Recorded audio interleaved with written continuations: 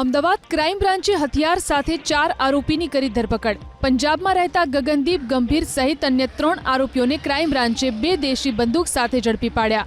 ગગનદીપ સિંહ ગંભીર અને તેના સાગરીતો પંજાબથી લૂંટના ઈરાદે અમદાવાદ આવ્યા હતા।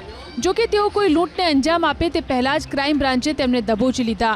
ઝડપાયેલા આરોપીઓ પૈકી 2 આરોપી 1 વર્ષ અગાઉ અમદાવાદમાં આપી ચૂક્યો છે લૂંટના ગુનાને અંજામ। છોટાઉદેપુરના આબાખૂટ ગામમાં પંચનું તાલિબાની ફરમાન। પ્રેમ લગ્ન કરનાર યુવક યુવતી વિરુદ્ધ ગામના પંચે જાહેર કર્યું તાલિબાની ફરમાન। કાજર બારિયાએ પોતાના જ ફળિયામાં રહેતી યુવતી સાથે પ્રેમ લગ્ન કર્યા, પરંતુ યુવતીના પરિવારજનોએ પ્રેમ લગ્નનો વિરોધ કર્યો, જે અંગે ગામના પંચે સુનાવણી કરી યુવક અને તેના પરિવારજનોને ગામ સમાજમાંથી બહિષ્કાર કરવાનો આદેશ કર્યો। એટલું જ નહીં, યુવક પાસેથી 9 લાખની માંગણી પણ કરવામાં આવી। જો કે આ ગામ પંચના આ જ નિર્ણયથી હાલ તો યુવક અને યુવતી બંને ગામ છોડી અન્ય સ્થળે રહેવા મજબૂર બન્યા છે, તો યુવકના પરિવારજનો પણ સામાજિક બહિષ્કારનો સામનો કરી રહ્યા છે।